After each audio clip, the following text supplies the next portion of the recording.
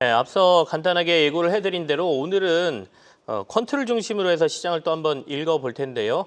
쿼터백 자산운용 심연수 CIO, 그러니까 주식운용본부장이 이 자리에 나왔습니다. 어서 오십시오. 안녕하십니까? 쿼터백은 그 예전에 로보 어드바이저 이걸로 좀 유명했던 걸로 제가 기억을 하고 있는데 네네. 아무래도 데이터를 중심으로 해서 이제 여러 가지 투자 전략을 시장에 제시해 주시지 않습니까? 네네. 오늘 주로 하실 얘기는 제가 원고를 보니까 이제 미국의 경기 침체 논란과 관련돼서 이게 시장에 어떤 영향을 미칠 것이냐 이 얘기를 좀 해주실 것 같습니다. 일단 스태그플레이션 미국에 우려가 굉장히 많았는데 이 부분은 어떻게 판단하고 계시는지 좀 듣고 싶습니다. 네. 일단 트럼프 행정부의 관세 정책이 네. 미국의 이 수입 물가 상승으로 이어지고 소비를 위축시키는 이런 부정적 상황에 대한 우려가 큽니다. 이 채권 시장에서는 이 네. 명목 국채 수익률 그리고 이제 실질 국채 수익률 간의 이 차이를 통해서 이 시장에 반영된 인플레이션 기대를 계산을 할 수가 있는데요. 이 미국 증시가 이제 고점이 2월 19일이었습니다. 네. 그런데 이제 2월 19일부터 3월 24일까지 기간 동안 이 숫자를 살펴보면 오히려 한 달간 미국의 향후 2년과 5년 이 네. 기대 인플레이션은 오히려 소폭 하락했습니다. 그리고 미국의 기준금리와 밀접한 영향을 감고 있는 이 미국의 2년 국제 수익률도 같은 네. 기간 0.2%포인트 정도 오히려 하락을 했습니다. 말하자면 이 관세 이슈로 인한 이 물가 상승 우려가 시장의 평가 대비 다소 이 과대 평가되었을 수도 있다. 이렇게 해석을 합니다. 관세 때문에 물가 많이 오를 거야 이렇게 생각했는데 실제로 나온 데이터들은 그렇게까지는 아니었다. 그리고 장래에도 그렇게 될 거라고 보는 사람들은 생각보다 적었다. 이런 네. 말씀이신 거죠? 맞습니다. 그만큼 시장의 해석 자체는 그렇게 과도한 우려를 채권 가격에 반영하지 않고 있다라는 것이죠. 네. 일단은 이제 말씀하신 대로 그 경기 침체 논란이 한참 있었을 때 트럼프 대통령이 일부러 그러는 거 아니냐. 그러니까 네. 갚아야 될 빚이 너무 많으니까 이거 채권 발행을 좀 유리한 조건에서 하기 위해서 그렇게 만드는 거 아니냐 이런 얘기가 시장에 좀 있었거든요. 네. 거기에는 좀 동의하시는지 궁금하고요. 실제로 그러면 미국의 경기 침체 가능성을 어느 정도로 보고 계시는지 뭐 그것도 좀 궁금합니다. 네, 트럼프 대통령의 진심을 속속들이 알기는 어렵겠으나 정황적으로 네. 말씀하신 의견에는 일정 부분 동의를 합니다. 음, 그리고 이제 리세션에 대한 전망 관련된 부분에 대한 말씀을 좀 드리면 이제 4월 2일이죠. 이 네. 관세 관련 정책의 시계가 어느 정도 좀 정해져 있는데 여전히 이 미국의 리세션 진입 여부는 사실 어떻다라고 단언하기는 좀 쉽지는 않습니다.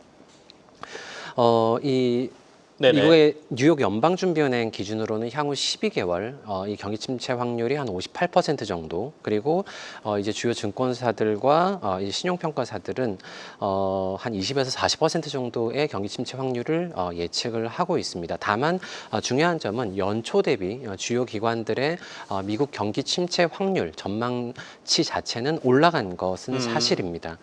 그리고 이제 지금 수치들 중에서 지금 뉴욕 연방준비은행이 58%나 네네. 리세션을 예상을 하고 있다. 이거 굉장히 우려할 만한 부분이 아닌가 이렇게 좀 보실 수도 있는데 사실 뉴욕 연은은 미국의 경기 침체 확률을 50% 이상으로 얘기를 처음 한 게 14개월 전입니다. 이미 한 1년 전부터 조금 숫자를 높게 잡은 감은 있다. 네. 이렇게 좀 보실 수가 있기 때문에 지나치게 어느 특정 기관의 전망을 가지고 두려워하시기보다는 여전히 이런 관세 이슈를 포함한 현재 상황이 미국의 경기 침체로 이어질 확률이 한 50% 이하가 아닌가 이렇게 보는 게 합리적이다라고 현재는 해석을 하고 있습니다.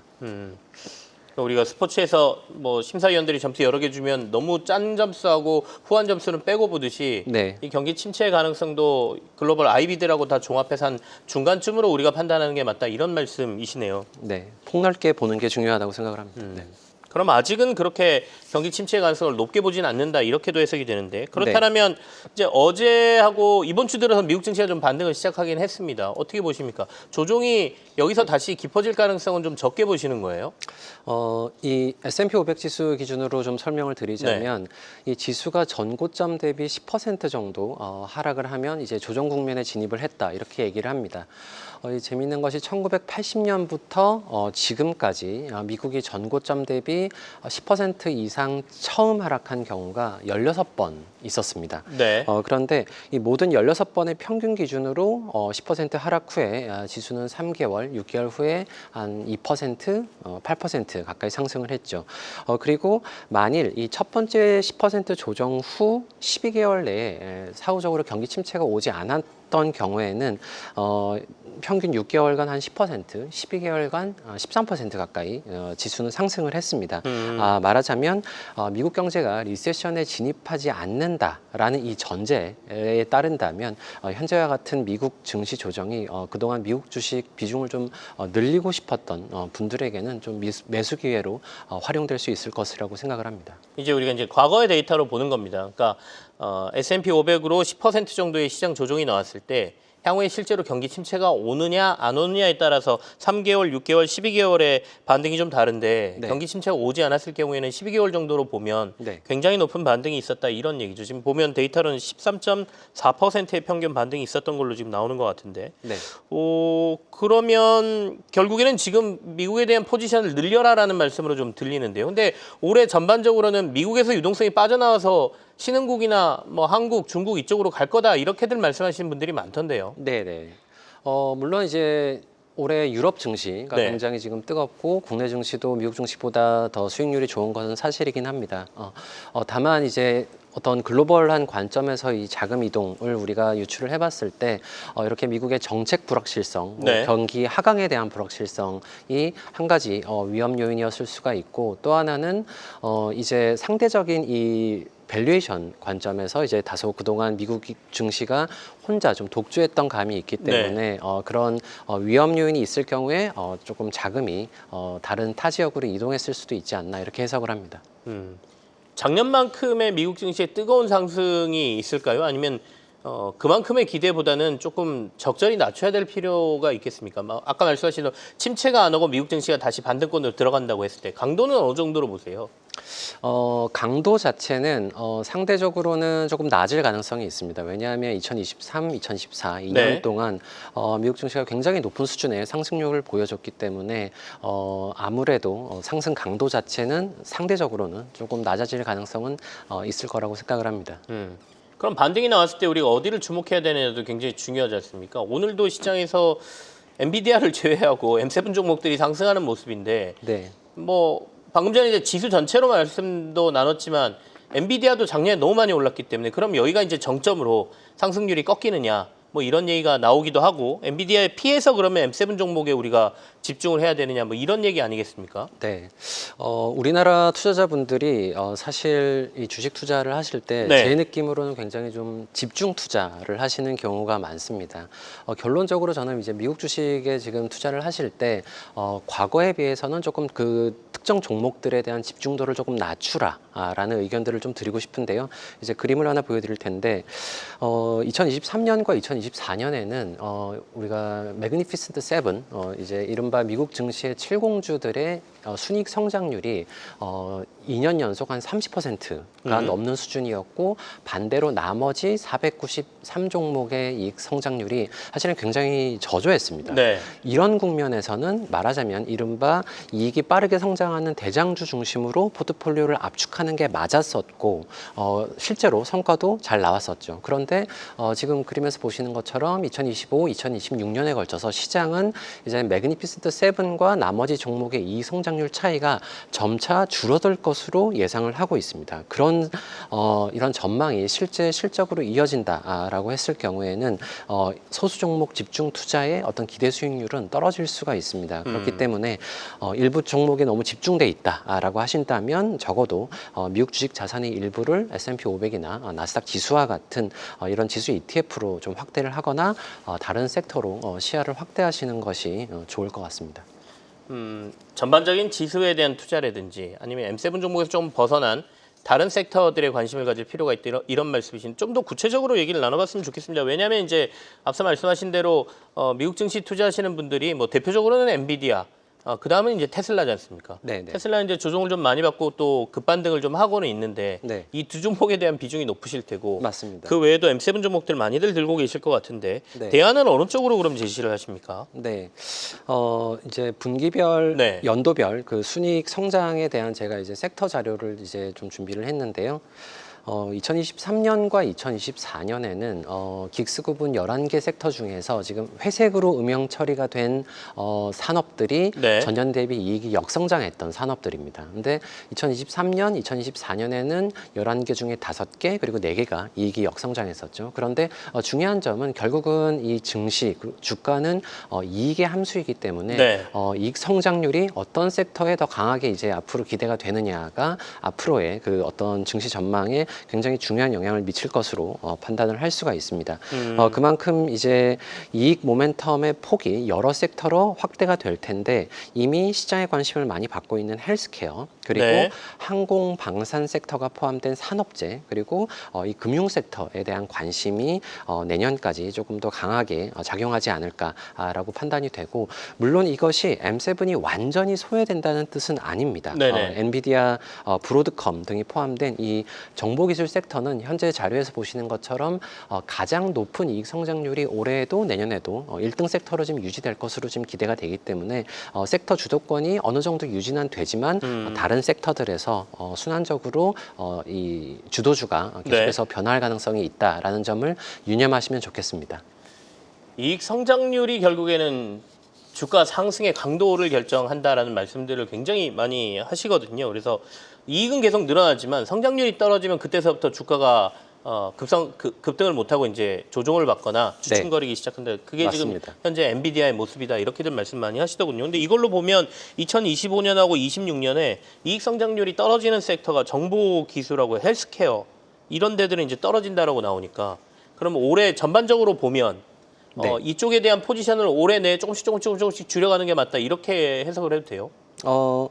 정보기술 섹터는 이제 2024년에 순이익 성장률이 한 18%, 올해 21%, 그리고 이제 내년에는 한 17% 정도니까 계속해서 이제 가장 시장에서 높은 수준의 성장률을 그래도 시장에서 가장 높은 수준이다. 이렇게 해석하는군요. 이렇게 보실 수가 있고 또 하나는 헬스케어가 사실은 작년부터 올해까지 뭐 이제 비만 치료제를 포함한 재료도 있고 또 하나의 특징점은 2024년의 숫자를 보시게 되면 작년에는 순이익 성장률이 한 5% 정도, 올해는 18% 정도로 굉장히 전년 대비 성장률의 폭 자체가 굉장히 많이 올랐죠. 그리고 이제 내년에는 10% 수준으로 조금 떨어질 수는 있겠으나 여전히 이 작년 대비 높은 혹은 내년으로 갈수록 산업재 같은 경우는 한 12%에서 내년 16%, 내년에 오히려 성장률이 더 좋을 것이다. 이런 산업들은 또 올 하반기 내년으로 갈수록 관심이 더 집중될 수 있습니다.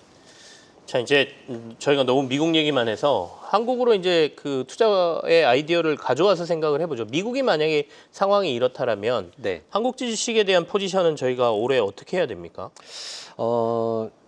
참 어려운 질문이신데요. 저는 이제 두 가지 관점의 접근이 있을 수가 있습니다. 첫 번째는 지금 한국 주식을 더 사야 되느냐, 미국 주식을 더 사야 되느냐라는 어떤 그 시점과 의사결정. 이제 두 번째의 어떤 접근법은 전체 주식 투자 관점에서 미국 주식의 비중, 한국 주식의 비중은 어느 정도가 합리적이냐. 이런 두 가지 접근법이 있을 수가 있을 텐데요. 실제로 이제 이 주요 연기금들이 굉장히 장기적으로 안정적인 수익률을 유지한다. 이런 뉴스 아마 많이 접해 보셨을 겁니다. 이거는 자산 배분의 효과도 있고 또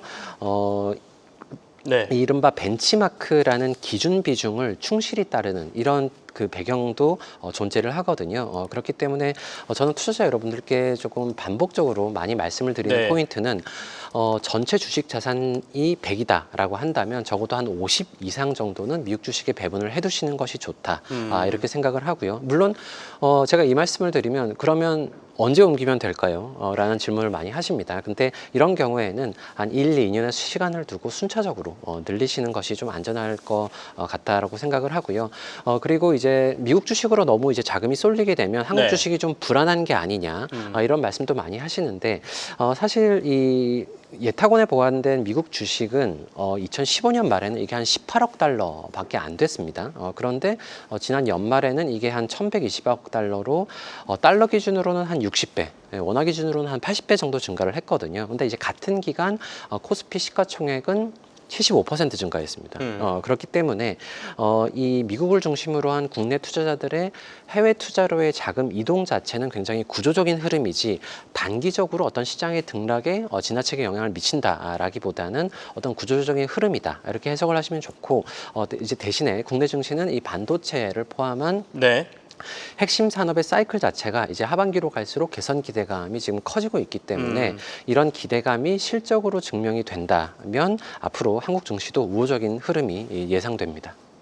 결국엔 전반적으로 봤을 때는 이제 포트폴리오라는 구성 차원에서 말씀을 하신 거죠. 그러니까 네. 기본적으로 한 절반 정도는 아까 저희가 전 세계 주식 시장의 그 비중이 나왔는데 네네. 미국이 60% 이상을 가지고 있는 상황에서 네네. 우리 포트폴리오도 60 정도는 그러니까 50 정도는 절반은 미국을 따라가는 게 맞다라는 말씀이세요. 네네. 작년에도 그렇게 말씀하셨어요? 아니면 작년은 워낙 셌기 때문에 미국을 더 가져가라고 말씀을 하셨나요? 저는 기본적으로 주식 보유 자산의 절반 이상을 미국으로 보유하시라는 말씀을 굉장히 장기간에 걸쳐서 드려오고 있습니다.